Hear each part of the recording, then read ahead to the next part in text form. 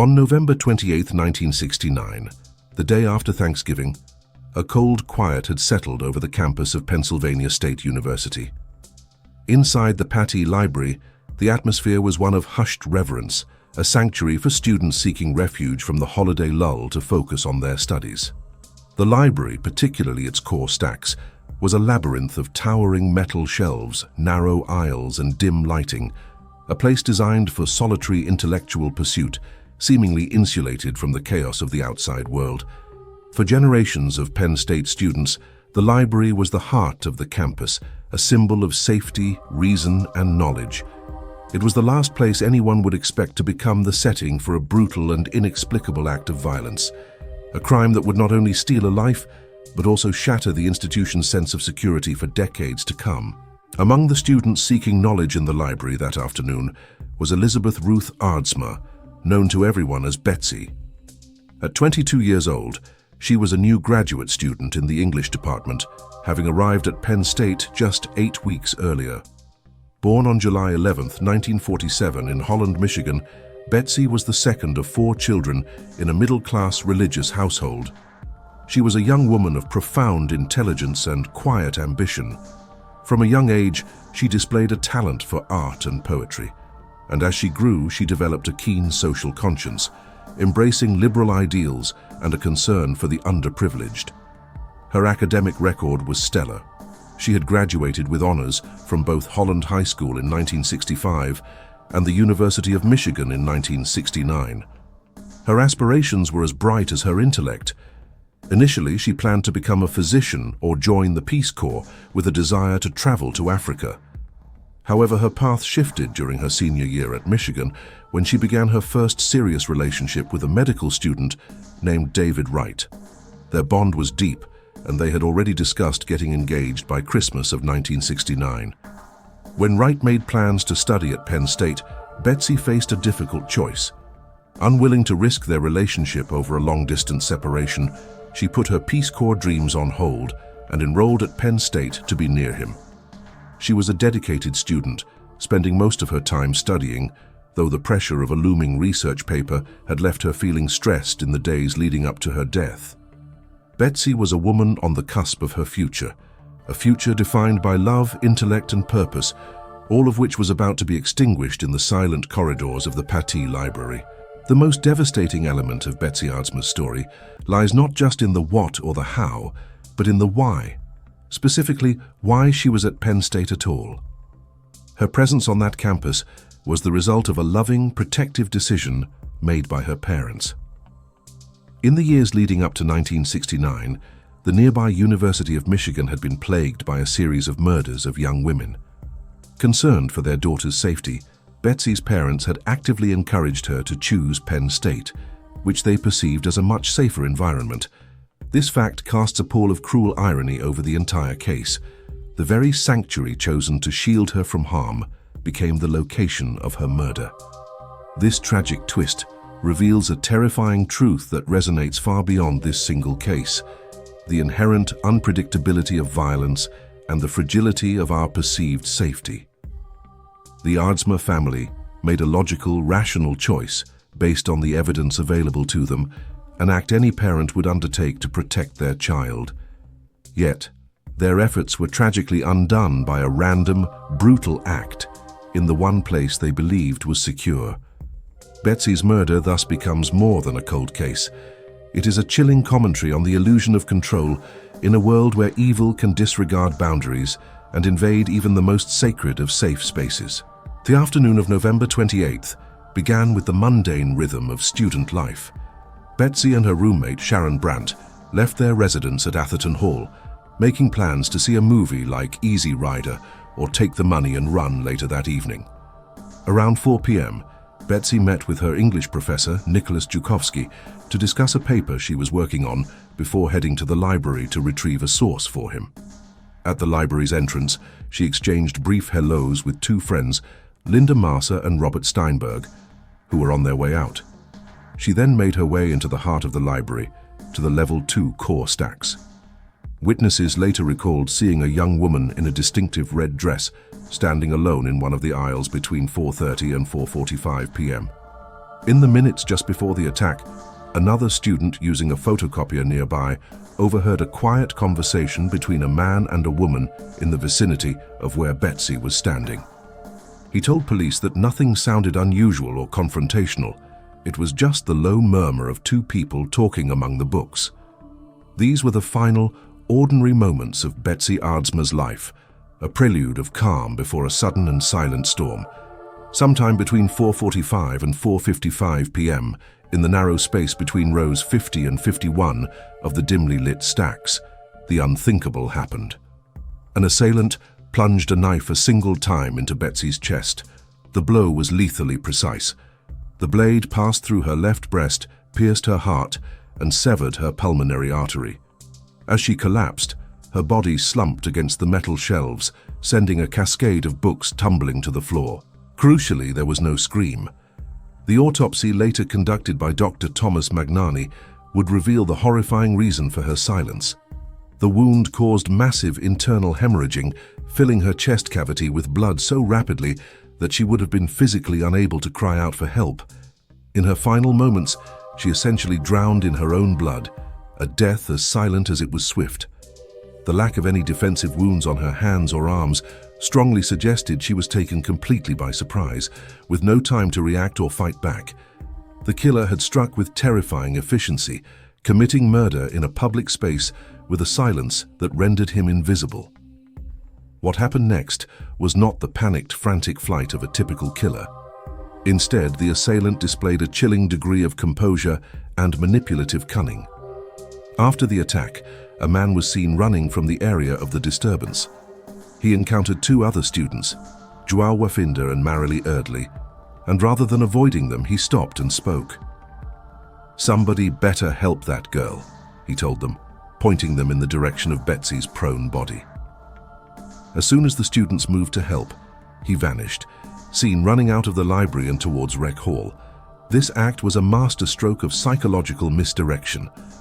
A killer's primary instinct is to escape the scene as quickly and discreetly as possible to avoid being identified. This man, however, took the immense risk of interacting directly with witnesses. In doing so, he was not merely escaping, he was actively managing the discovery of his crime. By framing the situation as a medical emergency, a girl who needed help, he planted a specific, non-threatening narrative in the minds of the first people on the scene. He presented himself as a concerned bystander, not a perpetrator.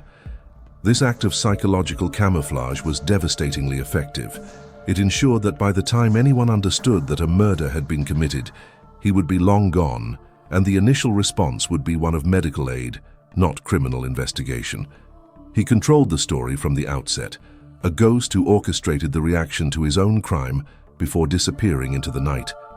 The killer's manipulative gambit worked perfectly. When students reached Betsy, they saw a young woman on the floor amid scattered books. With no visible signs of a struggle and no obvious wound, they logically concluded that she had fainted or suffered a seizure. Her attire played a critical role in this deception. She was wearing a red dress over a white turtleneck, a combination that expertly camouflaged the small stab wound and the almost complete lack of external bleeding. When a call was placed to the campus Right-in-Our Health Center at 5:01 p.m., the emergency was reported as a girl had fainted. Student paramedics arrived and began performing CPR, entirely unaware of the catastrophic injury hidden beneath her clothing. The horrifying truth was not revealed until she was transported to the health center. Only then did a physician, noticing a small amount of blood finally seeping through her dress, stop the resuscitation efforts and discover the single fatal stab wound. This critical delay, born from a brilliant deception, was the first in a chain of investigative failures that would allow a murderer to walk free. The consequences of this initial misdiagnosis were catastrophic for the investigation. Because everyone at the library believed they were dealing with a simple medical incident, the priority was to restore normalcy. While Betsy was being transported to the health center, library staff took action to clean up the scene. They mopped the floor, clearing away what they believed was urine from a seizure, and carefully restocked the books that had been knocked from the shelves. In doing so, they unwittingly destroyed a crime scene. Any potential physical evidence, fingerprints on the books or shelves, fibers from the killer's clothing, footprints on the floor, or even the murder weapon itself, if it had been dropped, was wiped away before police were even aware a crime had been committed. This well-intentioned act of tidiness was the single most devastating blow to the case. It left investigators with virtually nothing to work with, a pristine scene scrubbed clean of its secrets. The killer had not only engineered his own escape, but had also, through his manipulation, ensured the very evidence of his presence would be erased.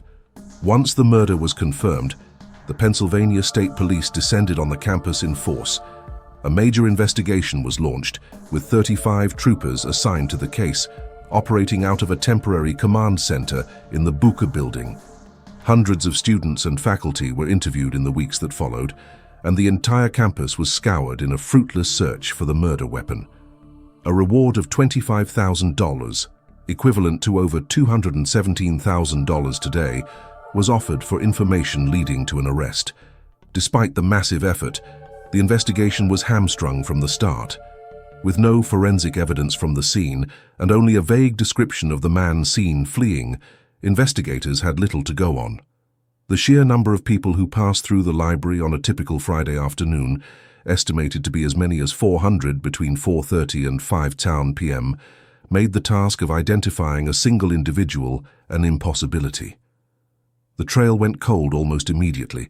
The perfect storm of a silent weapon, a camouflaged wound, a manipulated response, and a sanitized crime scene had created the conditions for a perfect murder.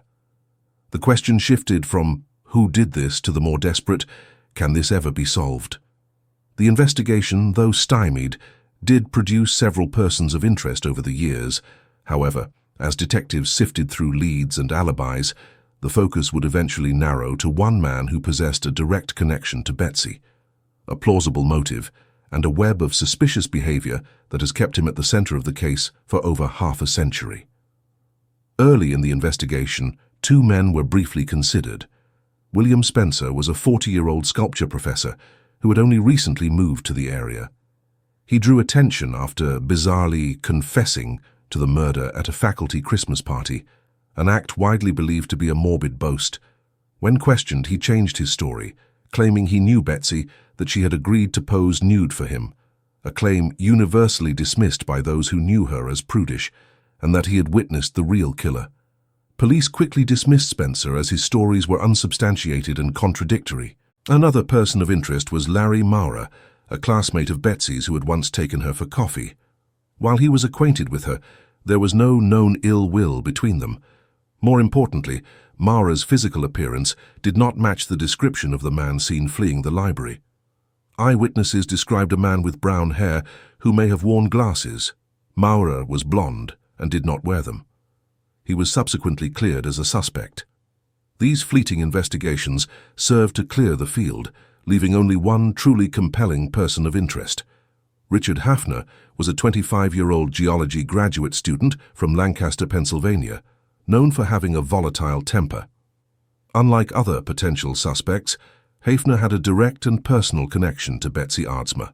Her own roommate, Sharon Brandt, was the one who first pointed investigators in his direction, noting that he had visited their dorm room on more than one occasion. When questioned, Hafner himself admitted to a brief but notable history with Betsy. He told police he had taken her on several casual dates in October 1969, including for ice cream at the campus creamery, bowling, and dinner at the Nittany Lion Inn. Critically, he also admitted that Betsy had ended their interactions, telling him she was committed to her boyfriend, David Wright, and wanted to remain loyal to him. This provided investigators with something they lacked for any other suspect, a powerful and deeply personal motive. For a man with a known temper, this romantic rejection could have been the trigger for an act of explosive, narcissistic rage.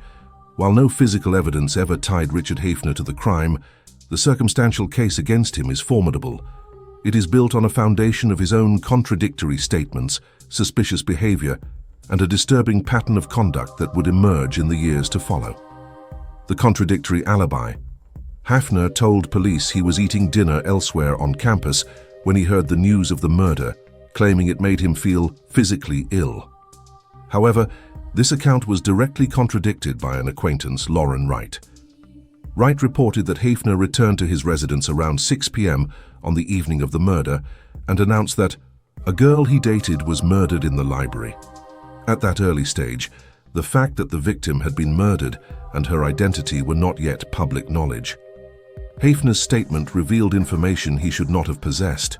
He claimed to police that he rarely, if ever, used the Pattee Library, as all the necessary research materials for his geology studies were housed in the separate Deaker building. This statement placed him at the scene of the crime, without a clear academic reason to be there. Physical resemblance, an identikit sketch of the suspect, was created based on the descriptions provided by witnesses, including Joao Wafinda. The resulting image bore a strong resemblance to Richard Hafner. A dark future. In the years after the murder, Hafner's life was marked by criminal behavior that revealed a deeply predatory nature. He was arrested and convicted for the molestation of underage boys, establishing a pattern of violence and a desire for control over vulnerable individuals. Some have questioned whether a man whose known crimes were against children would commit such a different type of crime against an adult peer.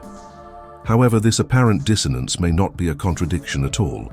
The murder of Betsy Aardsma can be viewed not as a sexually motivated crime, but as an act of explosive rage born from rejection. It was about power and domination. Having committed the ultimate act of violence and successfully evaded capture, Hafner may have learned to channel his predatory impulses toward lower-risk victims, children, who were easier to control and intimidate. In this light, the murder was not an anomaly, but rather the horrific origin event of a lifetime of predation. The following table summarizes the key factors for each of the main persons of interest, illustrating why Richard Hafner remains the primary and most compelling suspect in the murder of Betsy Aardsma. To this day, the murder of Betsy Aardsma remains officially unsolved. No charges were ever filed, and no one was ever held legally accountable for her death. Richard Hafner, the man who for decades has been considered the most likely killer, died in 2002 without ever facing justice in a court of law. However, the circumstances of his death offer a final, haunting chapter to this story. Hafner died from a tear in his aorta, a condition that caused his chest cavity to fill with blood. It was a death that eerily mirrored the one he is believed to have inflicted upon Betsy Aardsma more than 30 years earlier. While it was not the justice her family and friends deserved, this grim symmetry provides a strange and unsettling sense of poetic closure to a case that has been defined by silence and unanswered questions. For over half a century, the story of the murder in the stacks has become a dark legend at Penn State, a ghost story whispered in the halls of the Pattee Library. But amid the mystery, the botched investigation and the profile of a suspected killer, it is essential to remember the person at the center of this tragedy. Elizabeth Ruth Aardsma was not just a victim or a name in a cold case file. She was a brilliant, kind, and compassionate 22-year-old woman with a passion for art and poetry and a future full of promise. She was a daughter, a sister, and a beloved girlfriend whose life was stolen in a senseless act of violence. Her story is a tragic reminder of a potential that was never realized and a life that was silenced far too soon. For over 50 years, the murder of Betsy Aardsma has remained a dark silence in the halls of Penn State. While many believe the killer has been identified, justice was never served in a court of law. What do you think? Was the case against Richard Hafner convincing? Do you have other theories? Let us know your thoughts in the comments below. If you appreciate deep dives into unsolved mysteries like this one, be sure to subscribe to The Dark Silent and turn on notifications so you never miss a story.